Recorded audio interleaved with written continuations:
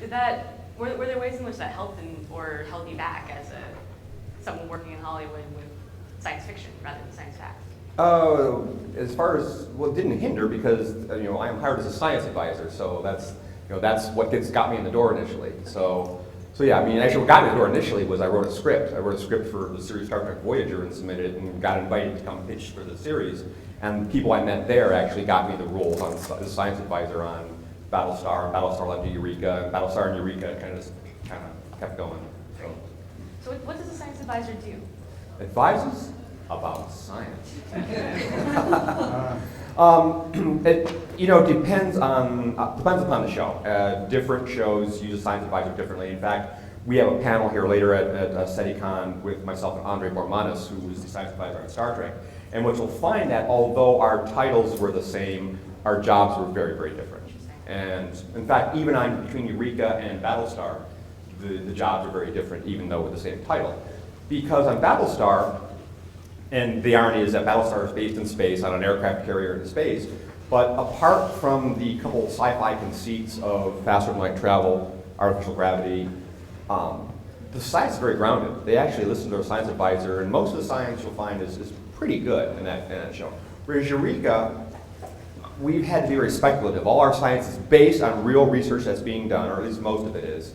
And then we take that and we project that, because in Eureka, if you're not familiar with the show, we have a town that's in rural Oregon that appears on no map, because it's essentially the modern day equivalent of Los Alamos during the Manhattan Project, where super high-tech science is being done by everybody there is a genius, and all of the researchers and scientists are cream of the crop. And this high-tech research is being done, and so we had to project 30, 50 years in the future with what's being done now. And sometimes we hit, sometimes it's more magic but most of the time we do pretty well, especially in the later seasons. Best couple seasons we've done, I think, really well as far as taking what science news and things like that give us and projecting that forward. That's really interesting, because Battlestar takes place, it's not even clear, it takes place in the past. Far, far past, right. Right. And it's a totally different world. They're more technologically advanced, so does that mean, when you said that they listen to the science advisors more, that was less magic than your They're sort of technologically advanced, because in Battlestar, they've actually made the conscious decision to scale back their technology. The series Caprica that occurred 58 years prior was actually far more high-tech than Battlestar, because our own creations had come up and risen up and kicked our butt in the first Cylon War. So since our technology is beating us, we actually chose to scale back. Remember, Galactica didn't have network computers. Galactica had phones with cords, and that was a conscious choice, which was they can't be jammed, and it's harder to pick up the signal, and there are actually reasons for all this, which people are kind of, they're going retro. Well, there's a reason. There's a technological reason for going retro in some of these things.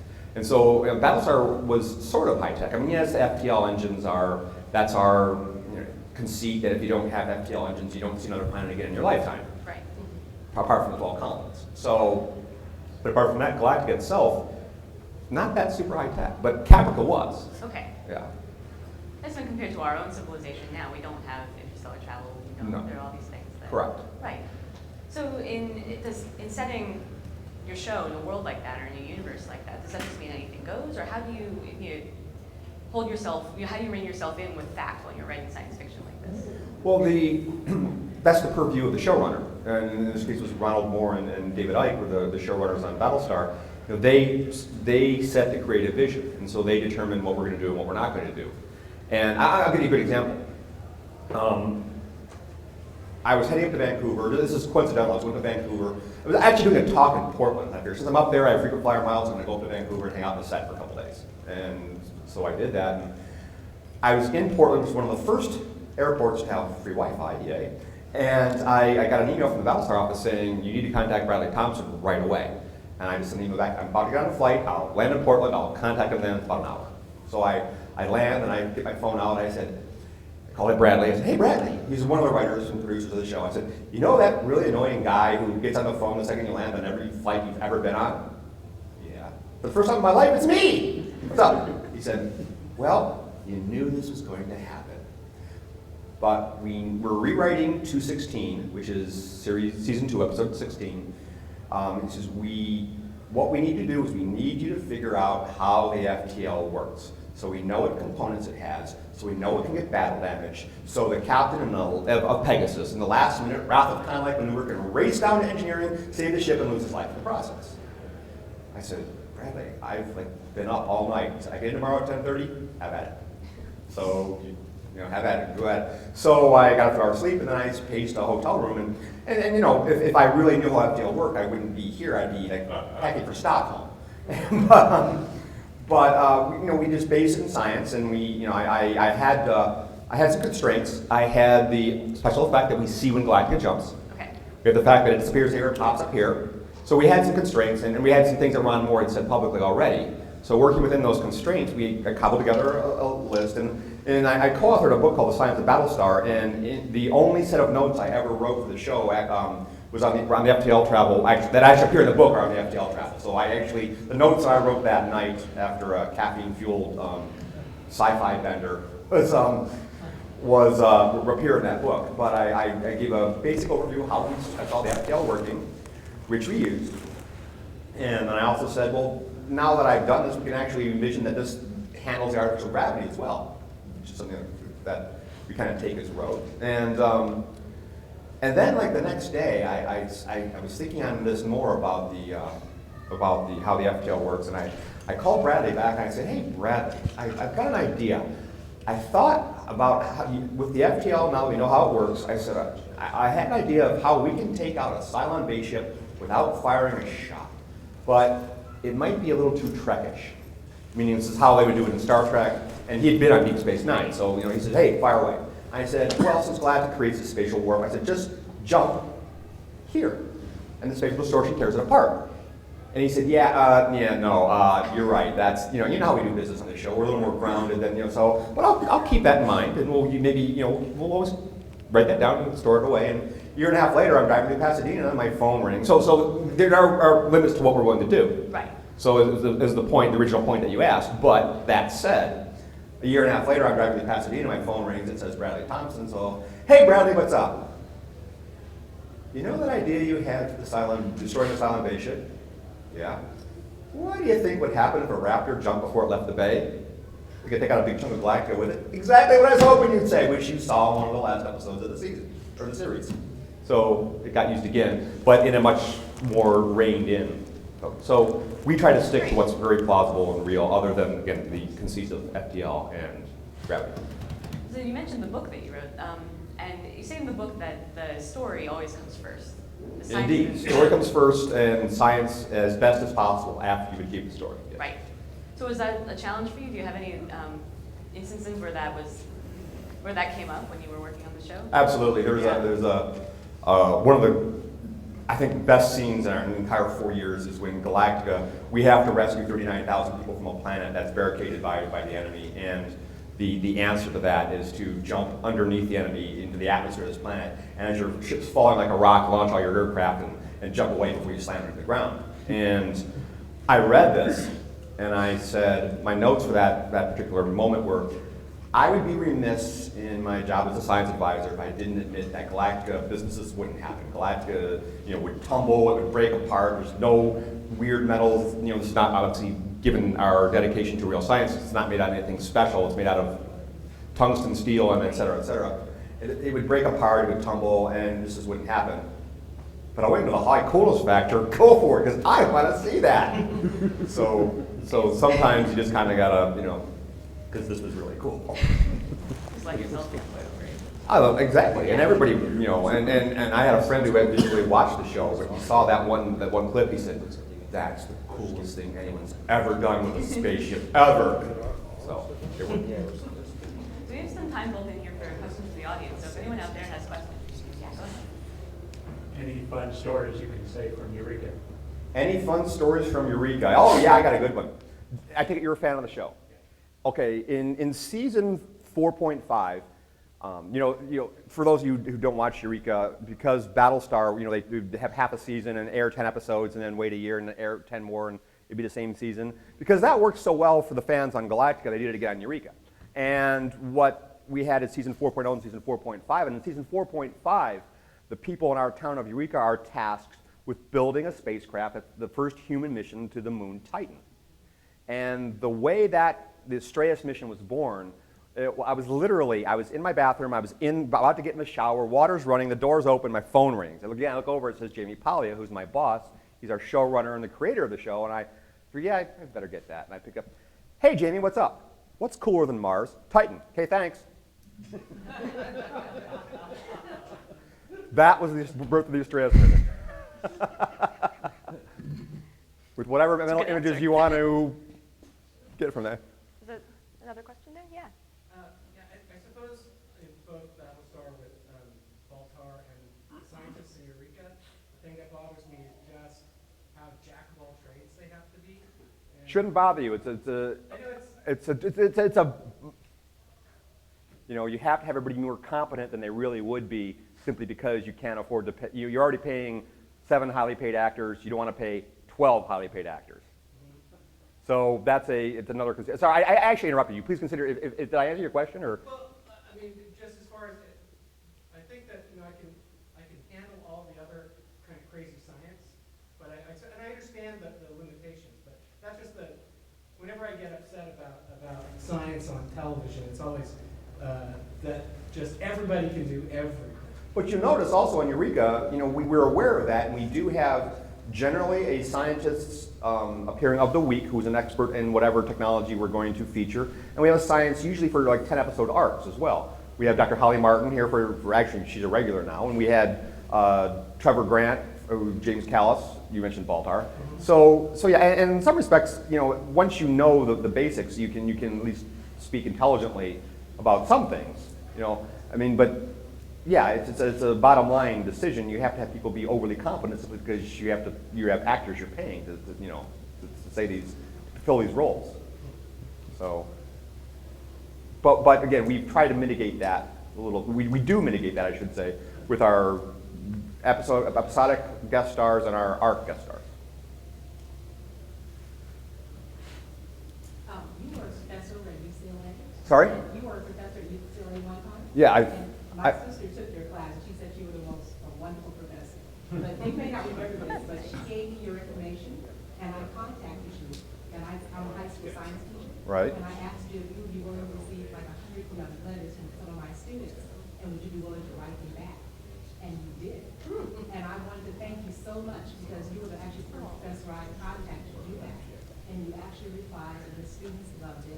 I really appreciate you for doing That's that. 'Cause wonderful. I don't know if I ever thank you, if I ever have my students send back letters. But when I saw your name, I had to come basically. I wanted to say thank you for doing that. I really, really appreciate that. Wow.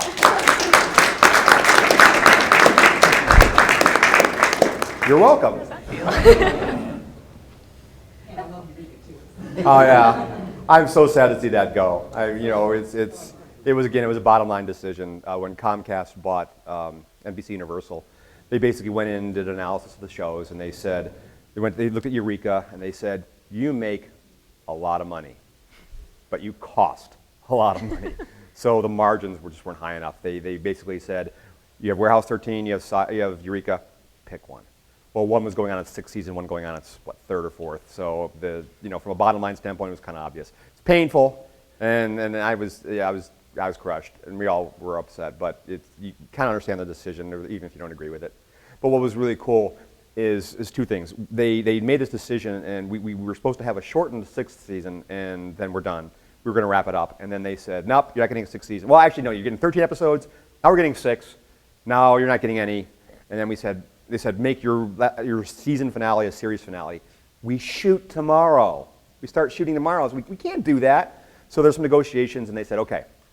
Their penultimate episode, they had rewrote it a little bit. They had 4 days to write a finale. They gave us an extra episode. So this season has 14 episodes. They gave us 1 extra episode. And because they had to write it in 4 days, there are some snarky comments, snarky real-world comments that there's no doubt what's being said. There are some editorial comments about the cancellation that you have no doubt what they're referring to. When Fargo talks about the closing of Eureka, that you've seen. I'm not giving anything away because you've seen that in the clips that where they said we're closing Eureka, and there are just some exchanges they have. Again, Sci-Fi, I guess, went in with one comment. They said, we really wish you wouldn't say that, but they left it all go. It's pretty cool. Last episode is really wonderful. You'll cry.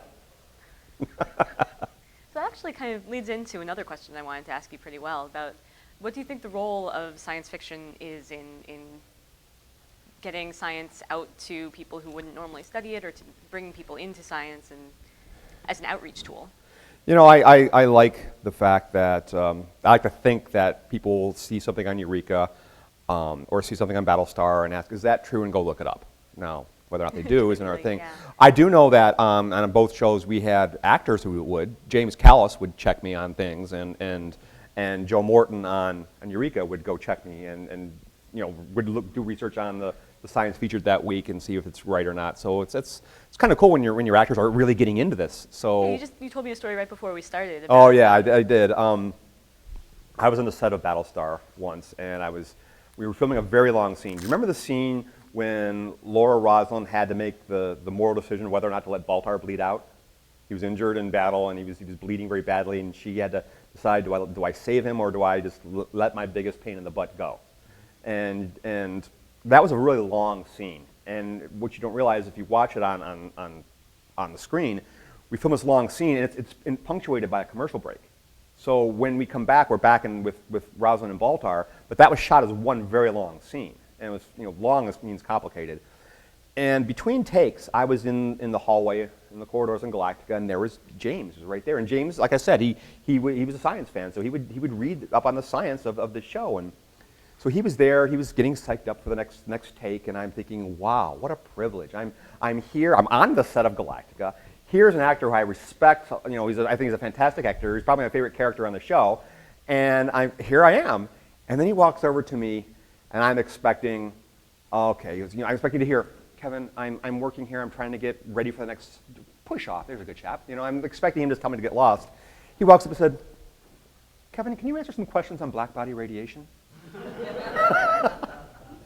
Not where I saw this one going, but that's true. So It's encouraging. yeah.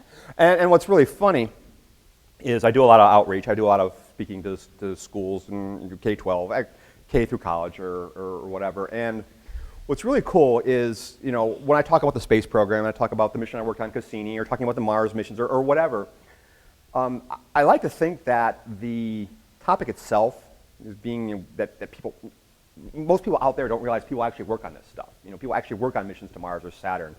And I like to think that my topic alone will grab the attention of kids who maybe not normally listen, because in every class, especially 8th grade, the worst, you know, you have this kid. You know that kid? Any teachers here? Yeah, okay, we know. You know this kid, right? All right. So we have that kid. And what's interesting is that kids who won't normally listen, even talking about space and the cool stuff that's out there, even that last tough nut to crack when they find out that you work in Hollywood. There's been several instances where that kid will sit there and listen in rapt attention just so that when you're done, he can ask that question he's been dying to ask the entire time. You know Tricia Helfer? So I think that it helps with outreach, and number one, it helps you grab attention, even more. There's the aspect of looking up stuff that's actually on the show. You know, I don't think everybody does that, but it also helps with a little credibility when you're actually out there talking to people, which was, I knew from the word go when I took the job, like I wouldn't take that job. Excuse me. I knew that eventually the show would end, but that one, you know, I already did a lot of outreach, and I knew that it would be an aid in further pushing that goal. Does anyone else have more questions? Yeah. Can you talk about the new show you're working on? Can I talk about the new show I'm working on? Define new show. One show I'm working on is new and hasn't aired yet. One show I'm new to. Defiance or Falling Skies? Well, I'm going to start with Falling Skies. Let me start with Falling Skies. Falling Skies, I wasn't on, and nobody I know was on season 1, so I can say this, and I actually said this to the writers' room the other day. I said, Falling Skies, I heard a lot of fans say this, and I only recently just watched it. I actually watched it a long time ago, but it was late, and I was watching 3 episodes a night, and I really didn't remember it well. So I rewatched it again recently, and I kind of concurred with what a lot of fans had told me. It's good, it's watchable, it's fun, has a lot of potential, it's just not living up to. And what happened is there was an influx of people in season 2 that a lot of whom worked together on Battlestar. Bradley Thompson, David Weddle, his writing partner, Mark Verheiden, and then Rami Abishan is the showrunner who he wrote the pilot for Caprica. And you will see a big difference. If you haven't been watching Falling Skies, and if you stopped it in season 1, give it a try now. I cannot emphasize that. The first 2 episodes aired last week back to back, and the reviewers, critics, got the first 4, and I have not seen a sub-glowing recommendation. So like I said, if you went thinking, yeah, it's okay, give it a try again. Just trust me on this, it's a different show.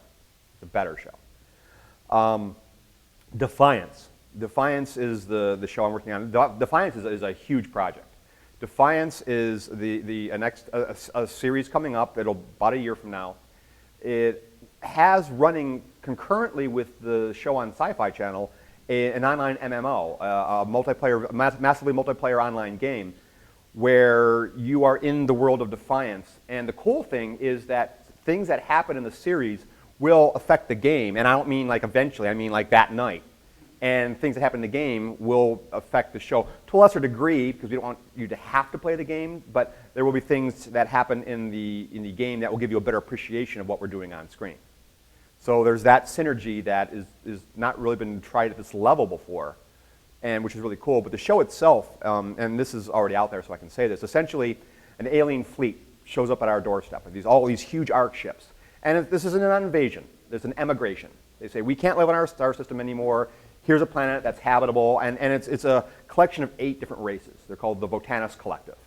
It's a marriage of convenience. Some of them don't really even like each other that much, but they're there because our worlds were dying, and here we are. Can we live on your planet? You can imagine Earthlings are kind of not thrilled about that, but so they let them come down to, and they're coming down slowly. So we're kind of frustrated that we have these aliens living here. We don't know their agenda, and they really are just here to find a place to live. And they're frustrated. They're at the rate at which they're coming down very slowly. So eventually, relations break down, and war does break out. And after a long and brutal war, they basically say, look, what are we trying to do here? What's going on? So what happens is cooler heads prevail. Peace breaks out. But what happens is somebody, and we don't know who, blows up all the arc ships, killing millions of Votans. Most of the Votan people are killed outright. But these ships will also have the ability to terraform. They go to terraformed Earth to make it more Votanus, more like where they came from. And some of that terraform technology falls to Earth and starts going to work. So you essentially resurface most of Earth before they can stop them. And so what you're left with is an ecosystem that's a combination of yours, mine, and ours. So essentially the world is home to nobody anymore.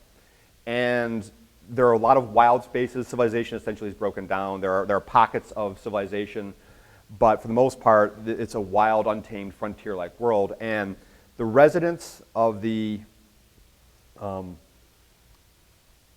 former city of St. Louis say, you know what? We are going to bind together and we're going to make this work. So they rename their town Defiance. It's a good show. I have one. Okay. Was there another? Yeah, question here. I think she's telling me we have 5 minutes left. Oh, no. Wait, Here. Okay. Sorry, I couldn't see you. Yeah, right here. Go ahead. Yeah. Okay. Can I talk about Gravity? Sure. It's a thriller. It's got George Clooney and Sandra Bullock, and essentially, the last servicing mission to Hubble, something goes wrong, and our 2 astronauts are stuck in space with no way to get home. So how do you get home? And that's basically the movie. And I think that's out there. I'm not going to give any spoilers. So I'm being intentionally vague because I don't know how much is out there. But I know that much I can say. So I want to say out there, I mean like on the internet. If you Google long and hard, you can find it. Not a lot out about Gravity yet. And it was supposed to be out this summer, but as I understand it, there's so many big, huge blockbusters out this summer that they're pushing it to 2013, I think. It's been a long time since I worked on Gravity. So. What's the time scale on these things? When TV shows happen every week, and then the movies happen on so. It just depends on the show. Yeah. I mean, the episodes you're seeing now of Eureka, we finished over a year ago. Falling Skies, we finished about a year ago. Okay. We're actually on Falling Skies, we're already working on season 3 before we even see premiere of season 2. Now we're not working full bore, if we don't get picked up, we're gonna be, bye. But given the reviews of the first 4 episodes, I'm pretty sure we're getting a season 3. And what's really cool is, in under the purview or the topic of science supporting a story, we just had something happen the last couple of days. I worked all weekend on this last weekend on something for Falling Skies, and it's like we had what we wanted to do, and the galaxy was extremely cooperative. The real galaxy, the real world galaxy, and it's like I'm bursting to say, I can't wait to say, look what happened, look what the galaxy gave us, and look what, how that supports our show.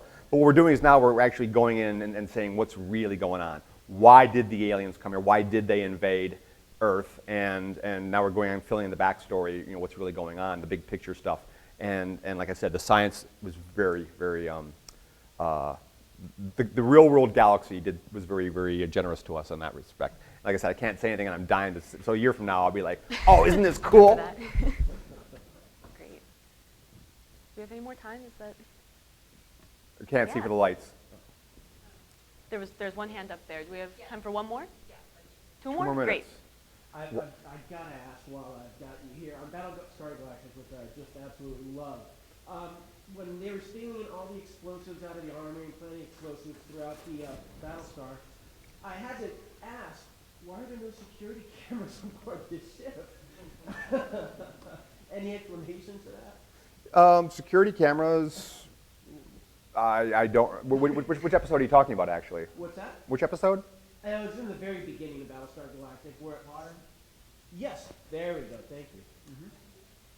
Where Well, remember, this ship was no longer in commission. It was being turned over to the Department of Education. It was essentially the equivalent of the Intrepid in New York Harbor or Midway in San Diego. I mean, it was being decommissioned. I can imagine that they took a lot of that stuff out, but I don't know. Because basically they weren't convenient for the story. It was probably the best answer. I always wondered why they didn't go find a comet that was in the water. Okay, that's a good question. The question, why didn't they find a comet? You said, why didn't they just go find a comet? As if that is easy. Okay, that's, I said, initially I think the first script said comet. I said, no, that's a bad idea. Comets are dark. They're hard to see. And there are a lot of them that they're really, really widely spaced. Space is big. Bad idea, comet. What's better idea is water is not an uncommon molecule out there. And if you look in the outer solar system, the Jupiter and beyond, the surface of every single moon, with one exception, that being Io, is water ice. So all you have to do is, if you find a gas planet, you finally probably found ice moons. That's a lot more water on a moon than there is on a comet. So I think that's what I said. Do not go to a comet. Look for an ice moon. So that was my advice on that episode. That's why. Great. Time for one more? One more. Last one. Make it a good one. Oh, yeah. No pressure.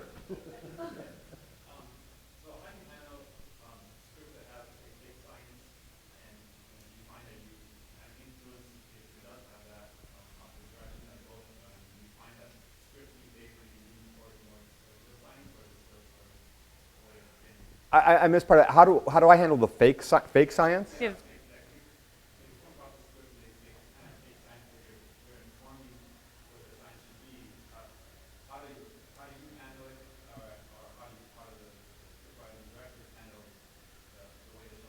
Well, there are multiple revisions of a script. Even after we're shooting, they're still revising the script. So on shows like Battlestar, I get every script. And by the time we're shooting, I probably don't make changes anymore. But the first couple, I can send in notes, and I said, okay, Baltar says this, but might be here's better, and here's why. So I just give them some alternate text. Sometimes they use it, sometimes they don't. But that's what I was allowed to write little bits of dialogue and say, here, try this instead. And sometimes they use it, and sometimes they don't. That's basically it. And after I give a note 2 times, I pretty much realized they're not going to incorporate it. And only once have I done something 3 times, saying, please, please, please, don't do this. And they did. I won't say which show. That's what I was going to ask. What was it? No. Okay. But it might have been on the planetarium in Cobol and Battlestar. On that note. All right. Well, thank you.